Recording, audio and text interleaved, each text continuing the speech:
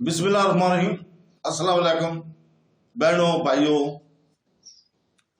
बुजुर्गों।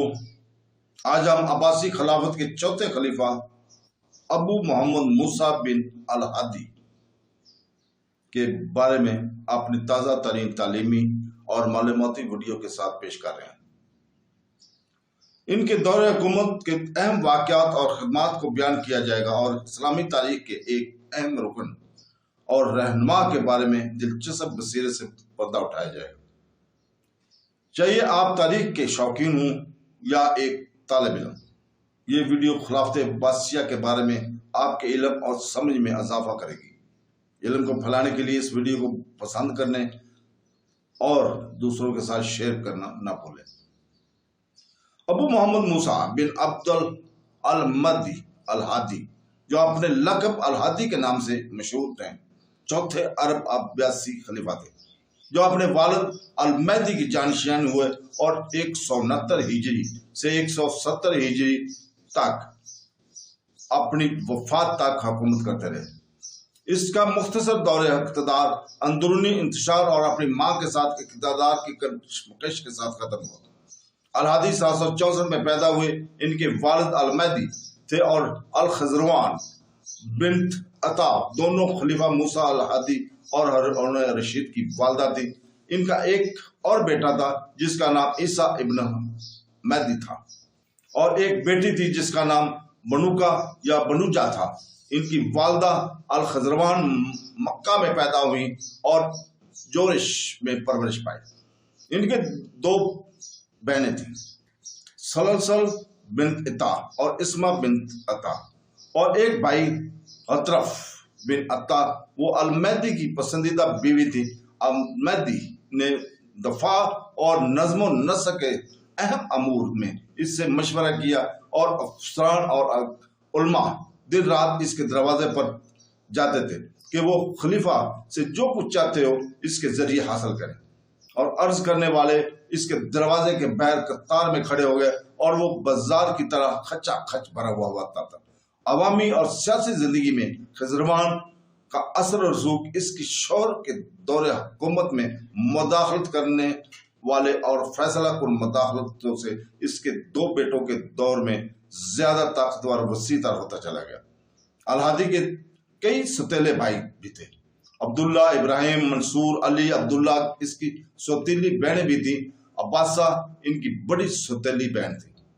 बाकी अलिया और आलिया थी।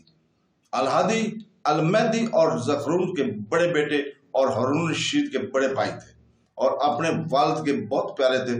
और इन्हें 16 साल की उम्र में इनके वालिद ने पहला वली अहद मुकर्रर किया था और फौज के सरबराह के तौर पर मुंतखब किया था।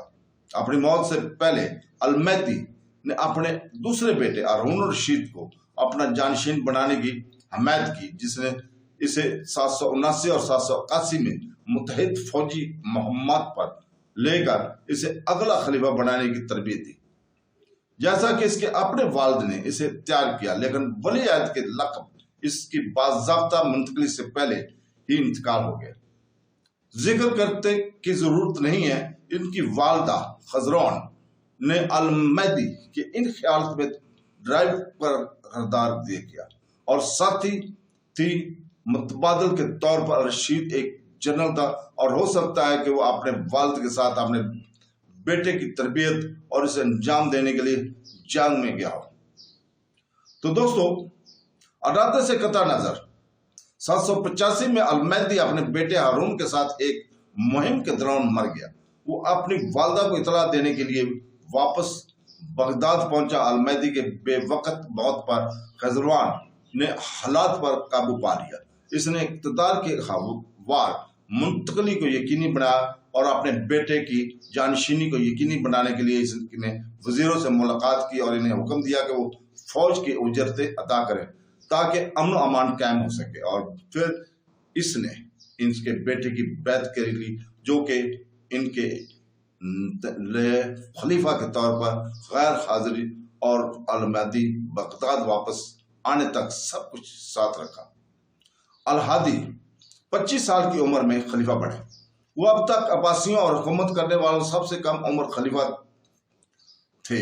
اس کا بھائی ہارون رشید 22 سال کی عمر میں اس کا ولی عہد بن گیا تھا۔ یہ الہادی کے لیے عدم تحفظ کا ایک نقطہ تھا، کیونکہ اس نے اپنی حکومت کا زیادہ تر حصہ الرشید سے ولی عہد کا خطاب چھیننے کی کوشش میں مصروف کیا۔ چاہیے اس سے اعزاز پہلے دیا گیا ہو یا اس کے والد کی موت کے بعد، اور اس کی جگہ اس کے 7 سالہ بیٹے جعفر کو نصب کریں، چونکہ جعفر بہت چھوٹا تھا اور اسے ولی عہد مقرر کرنا قانون اور حکمت کے خلاف تھا۔ اس لیے الہادی نے ہارون پر دباؤ ڈالنے اور اسے خود استعفیٰ دینے پر راضی کرنے کی کوشش کی۔ چنانچہ ہارون دارالحکومت سے فرار ہو گیا اور اپنے بھائی کی زندگی کی خاتمے تک وہیں واپس نہیں آیا۔ تاہم الہادی کے اپنے بھائی کو معزول کرنے کی کوشش نے اس کی اور اس کی والدہ خضروان کے درمیان مزید تنازع پیدا کر دیا، کیونکہ دونوں نے اپنے پیارے بیٹوں کو اگلا خلیفہ بننے کی کوشش کی۔ جعفر نے اپنے الہادی اور ہارون کے لیے خضروان الہادی کو ان کے حلقے ایک روشن خیال حکمران تصور کرتے تھے۔ انہوں نے اپنے عباسی کی پیشرو کی ترقی پسند چالوں کو جاری رکھا۔ اپنے والد کی طرح وہ اپنی سلطنت کے لوگوں کے لیے بہت کھلا تھا اور شہری کو اجازت دیتا تھا کہ وہ